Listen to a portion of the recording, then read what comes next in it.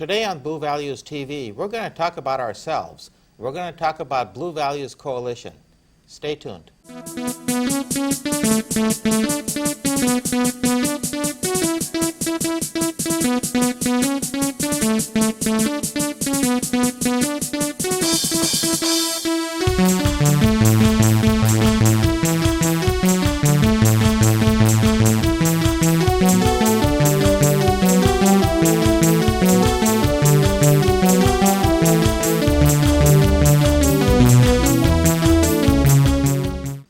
Welcome to Blue Values TV. Blue Values TV is a production of the Blue Values Coalition. The mission of the Blue Values Coalition is to educate, inform, and engage our neighbors in the governance of our communities. Look for us online at bluevaluescoalition.org. Very pleased today to have with us a guest that I personally find very enjoyable, my wife, Kate Uppal, who is the president and founder of Blue Values Coalition. Now, a couple of disclosures. Blue Values Coalition is responsible for the production of this show, and the other disclaimer, obviously, is that I have a particular fondness for Kate, since she is my wife as well. But our goal today is to let you know what Blue Values Coalition is all about, where did it come from, how did it get started, and so on, and let you know what we're trying to accomplish on this show as well, and what the future plans are for this terrific organization. So Kate, welcome to the show. Thank you. Great to have you with us. Thank you. So let's start out. Tell me about how Blue Values Coalition got started. What was it that inspired you to start this organization? Well, it started about 3 years ago.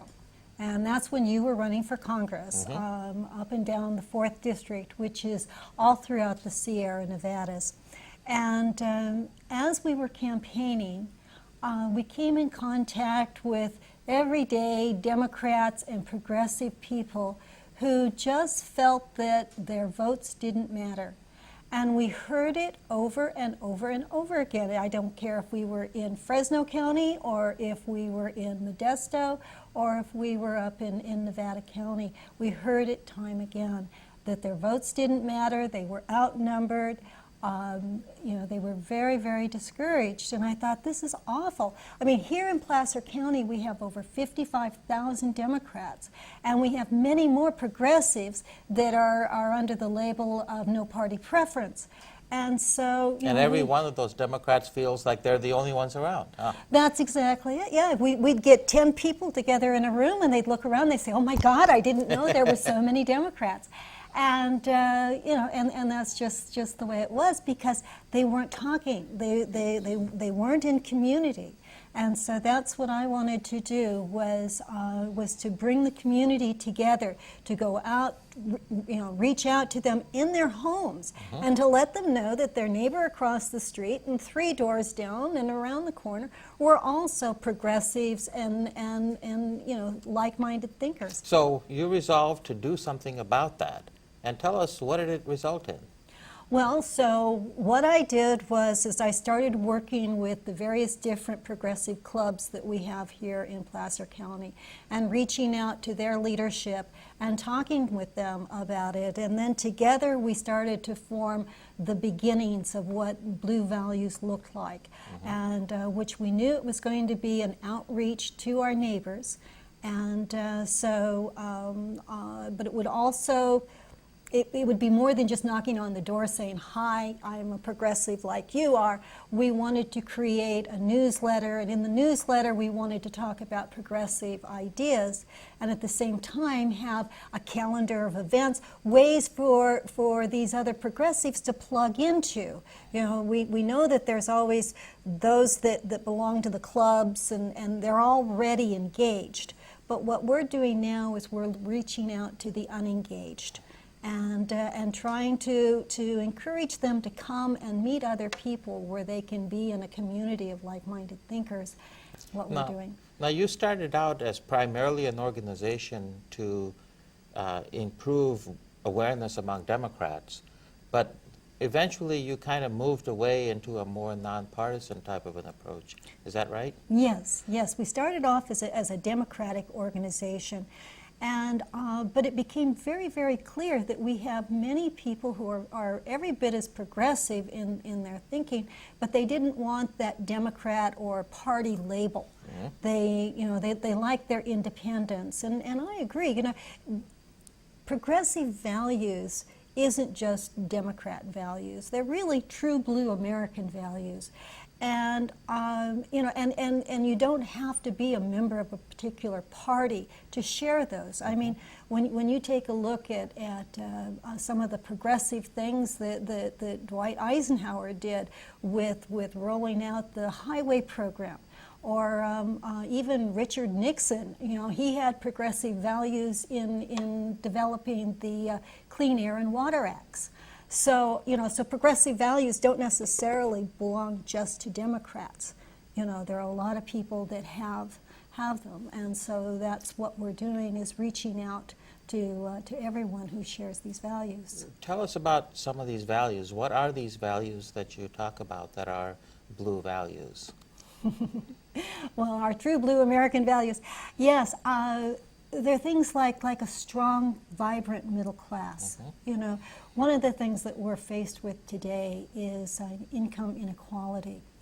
That if you go back to the beginnings of the 1900s, you had huge income inequality. You had very definitely the haves and the have-nots. And then we reached the pinnacle about the time of the Great Depression. And so then after the Depression and World War II, all of that kind of evened out. And we had our returning vets coming home from World War II, and America invested in them. We gave them the GI Bill and allowed them to go to college for free. Not only did they get a free education, but they got a stipend for their living, so that they could pay their rent and such while they went to school.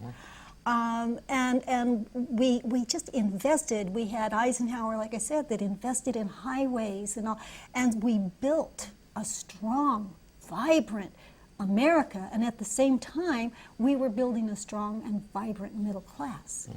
And then along came the 80s, and everything shifted and changed in the 80s. What was that change that you saw? Well, what happened is that we stopped doing the investing in America. We started looking at, well, if you're going to go to college, then by God, you should pay for it. We shouldn't have to do that. You should pay for that. And so we started getting stingier and stingier with our resources. And as a result, we became regressive. So instead of having progressive values and thinking about that we're all in this together, it came into being a sort of a me, that's mine, and I'm not going to share my tax money with you. And it was a whole different mindset that took over Washington and is there today.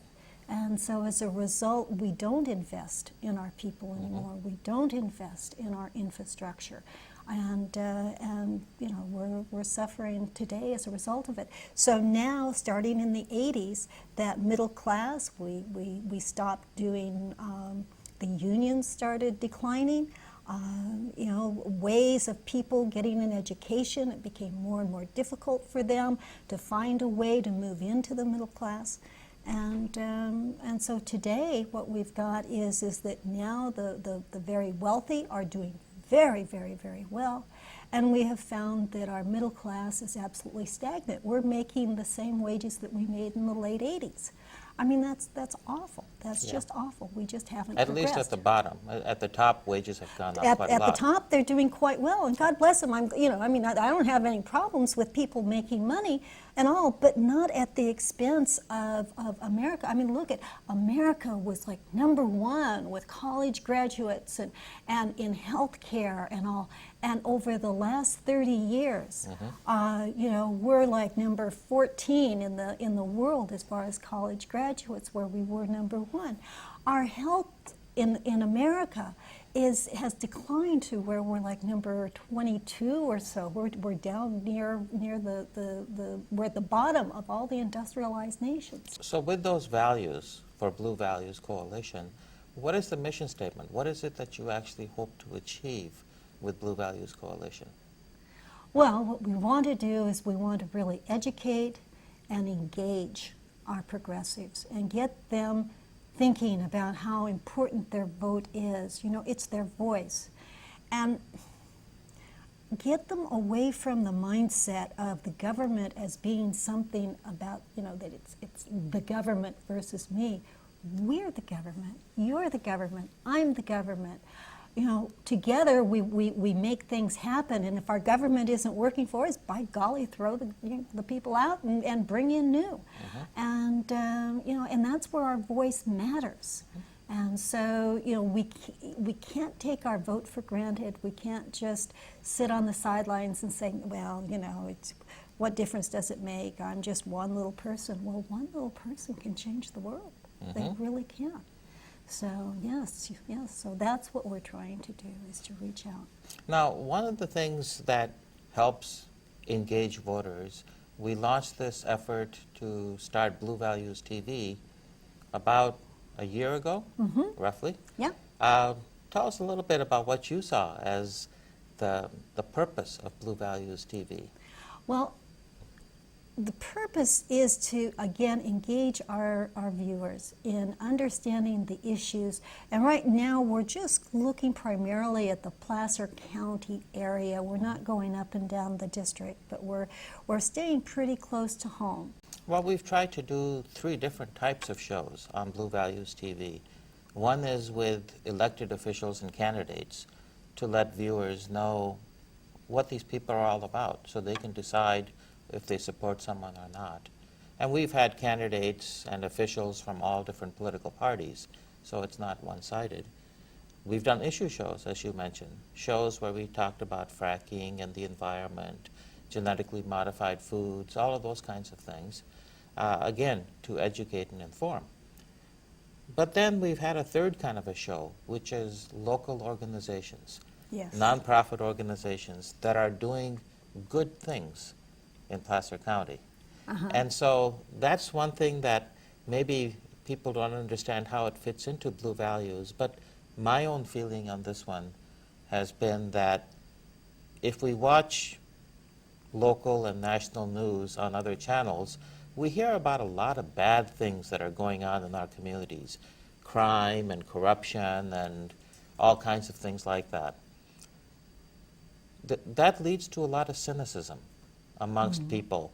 They sit and watch all of this and say that, everything is bad. There's no point in getting involved or getting engaged because everything is bad. We wanted to highlight good things that were happening right here at home so that viewers could choose to get involved in these things and see something and say, you know, I like what that mission is, I want to get behind it, and I want to get involved with it, and here's my opportunity. So we're going to continue doing those kinds of shows. Those are actually some of my favorite shows, are talking with wonderful organizations doing good things at home, whether it's taking care of the homeless, whether it's taking care of our returning veterans, you name it. There's a large number of these organizations we've interviewed, and we're going to continue doing that. So that's more of an effort to get people up and engaged in our communities. Absolutely. And that fits in with what Blue Values is all about as well. Right, yes, yeah, because Blue Values is a coalition. And it's taking in, you know, working with a lot of different organizations and showcasing them, and the Latino leadership group that we had here on this TV show. Latino Leadership Council. Yes, and you know, the Gathering In for the homeless and our soldiers projects. So yeah, these have been fabulous shows. Yeah, perfect. Now, are there other things that Blue Values is involved in today that we're currently doing right now? We are. Blue Values is so our main purpose is to educate, inform, and engage, you know, our neighbors and our progressives, and that's done on a local level. And so one of the things that we also look at is part of this vibrant middle class is jobs. And so we had some board members who had just purchased a Tesla. And we were talking a lot about the new Tesla battery factory. And we thought, it makes perfect sense for Tesla, who's just, over in the Bay Area, for them, if they're going to go build a battery factory and hire, 6,000 employees, why can't they do it right here in Placer County? We have all the land that they would ever need. We have fabulous transportation so that they can build their batteries and get them right to their factories where they're going to be using them to build the cars. Now, Tesla was initially looking at Texas, Arizona, and Nevada as possible sites for this. And South Carolina, they were looking all over Right. the country. And but it was they like a weren't- $4 billion factory or something like that? Something like that, yeah, exactly. And but the thing was, is they weren't looking in Northern California. That wasn't anywhere on their radar. And so, and I kept saying, but but it should be. I mean, why not? It makes perfect sense.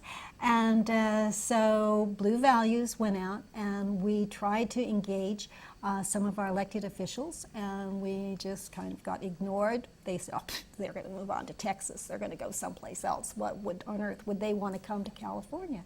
And we said, well, because this is a great place to have a factory.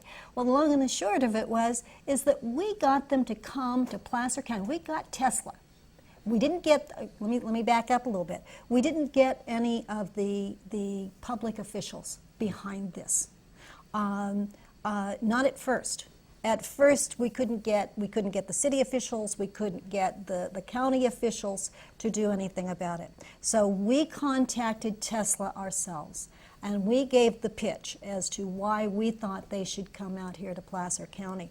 And it wasn't until they showed up here in Placer County and started looking around that then we got some of the other officials to talk to them. And then they tried to get them out of Placer County and over to Mather Air Force Base rather than keeping them here. And so it became convoluted. But the long and the short of it is that it took Blue Values to reach out to Tesla, and we got them to come here on 3 different occasions. So we got them to at least come to the table, to at least consider us. And so that was one of the things that we're doing. Not bad for a small organization to accomplish. Not bad. And well, we've got amazing, dedicated volunteers who work with us. I mean, this couldn't have been done without them. So that's the present activities. And Right. you've got some plans now for future activities. Yes. So let's move into that area of future activities. What's your vision for Blue Values Coalition going forward? What are the new things that you want to take on? Well, again, we want to continue doing what we're doing. Okay, that's a given. That's our base. But this other thing, which we're actually doing now, so it's not a future thing. It's actually something that's in the works right now, and that is we've put together a resolution that's now before the State Democratic Party. However, it's not there again. It's not a party issue. It's we could easily put it in front of the Republican Party as well, and that is that we want to roll tuition costs back to what it was in California for our California residents to the 1970s. Given inflation adjustments. Basically, almost free. Yeah, basically free. I mean, when I went to school, it was free. A 4-year degree at UC Berkeley was just a couple of $100 for all 4 years total. And today it's $60,000 to go. And people say, oh well, there's grants and there's this and there's that, and it shouldn't matter. But the thing is that, again, going back to the time that we talked about earlier, we used to invest. We used to think about how important it was to have an educated workforce and why college was so important, not to just the people who were getting the college degree. Obviously, their incomes and their whole lifestyles are going to improve as a result of that. But California grew and prospered because of an educated workforce. The S&P came out a few weeks ago and talked about if we could just raise the amount of college-educated workers across America, that our GDP would grow by huge bounds. And so, there's so much around investing and why it's so important for all of us to invest. But again, what happened in the 70s, we had free tuition. You paid a small, tiny amount for fees. Fees were never allowed to be spent on education. I mean, a college couldn't say, well, we're going to have $500 and use that towards, teachers' pay, for student fees. The fees had to be something very specific, small, and non-educational. And so as a result, we didn't pay very much. But then we had Governor Reagan come into office, and he campaigned on the idea that since college graduates were the only ones that benefited, they should have to pay for it, and that we taxpayers shouldn't have to pay for somebody else's education. And so he tried very hard to get that through the legislature to stop paying for education. And they wouldn't do it. They would not raise tuition prices. Tuition was free. That was what it was supposed to be. So then he did the next best thing he could. He had the line item veto, and he started vetoing all the spending for our colleges and cut back spending drastically. So that colleges would have to raise tuition. They had to start raising tuitions, and so they did in small increments in the beginning. But as you know, today it's now just astronomical prices. And the thing is that you'll have legislators that'll tell you, they'll say, well, it's okay to have $60,000 for an in-state tuition. Now that's in-state. That's not out-of-state. That's in-state tuition because we have programs, we have grants, and we have scholarships, and we have this and that. My God, do you have any idea what you have to go through to get those grants and those scholarships and all the paperwork and all the stuff that you have to fill out? And if you don't cross every T and dot every I, you can't do it. They immediately just throw it out, and you have to start all over again next year. Yeah, for example, parents' income is a big factor in those grants. These days, there are some families growing up where one parent is missing. Exactly. And so how exactly that's calculated and stuff is difficult. It is.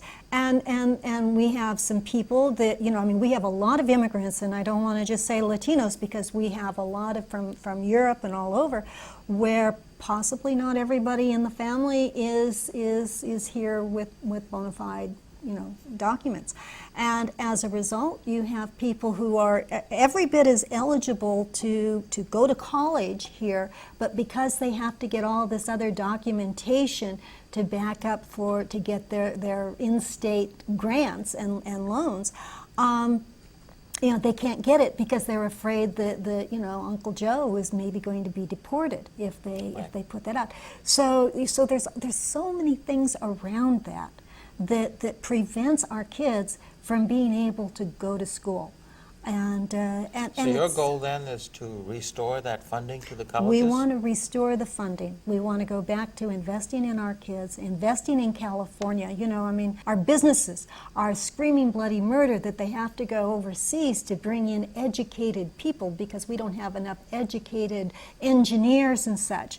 Well, by golly, why don't we? Well, we don't because, we've got a lot of kids that would love to be engineers. But there's no way, and if you're an A-plus student, then yes, maybe you can go through all the rigmarole to get, the kinds of grants and such. But if you're a C-plus or a B student, you're screwed. Unless you're very, very poor, and then you can get some grants that way. But if you're a middle-class kid and your parents didn't save for your education, and you just don't have a future in terms of getting a good pathway to the middle class. And sounds worthwhile. Now, Blue Values Coalition is a relatively small organization. You're talking about something at the statewide level. How is such a small organization going to be able to make such a big change at the state level? Well, we certainly can't do it alone, and so this is where our coalition comes in, and working in partnership with many other different agencies and organizations. I mean, we're going to be the catalyst for change, but we certainly can't do it by ourselves. So there's going to be a lot of people and a lot of organizations that we hope to get behind this. Now, right now, it's going to be a lobbying effort. We're hoping that we can get our state legislators to really look at this and really understand how much California is going to prosper by having this educated workforce, and why it's in our best interest to roll back those costs, those tuitions, and restore the funding. If we can get our legislators to do that, that's great. But then if for some reason they're hesitant to pass the bill, then we will take it to the citizens. We will take it to the streets. Referendum process. And we will do, an initiative and put that on the ballot for 2016. And big things happen when one or two people get together with a good idea. And this idea didn't come out of a vacuum. This is an idea whose time has come. There isn't a day that passes that you don't see something in one newspaper or one news source that's talking about the throes of a college debt on our students, and how many students are unable to go to school, or that worse more than anything else is we'll have students that start off with all the best of intentions, and then halfway through their education they find out they no longer can get the loans that they need. Their funding has dried up, and now they have to leave school. They don't have an education, but they have this tremendous debt that they're stuck with forever. And this is an idea whose time has come, and so we're going to push it.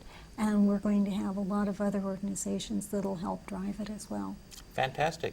For our viewers, if they want to get involved working with Blue Values Coalition, how do they do that? Well, come to our website, which is www.bluevaluescoalition.org, and sign up there. There's thing you can fill out and volunteer. If you get one of our newsletters, come to our events. Not just Blue Value events, but also all the different clubs and such, and just start getting involved. But start by coming to the website would be the easiest, or our Facebook page. We have a Blue Values Coalition Facebook page as well. Anything else that you'd like to tell our viewers about Blue Values? No, just that progressives, you have a voice. You have a voice, and use it. Vote. In a couple of weeks we're going to be going to the polls. Vote. It's so you're right. It's 1 week now. My goodness, it comes by fast, and that's that is critical. And then get out on the streets and start using your voice, and start marching, and start saying, hey, this is the way things should be. Okay. Well, thank you for being with us today, Kate. Most enjoyable. I have a partial favor for you. Thank you, viewers, for joining us today on Blue Values TV. And until next time, good night.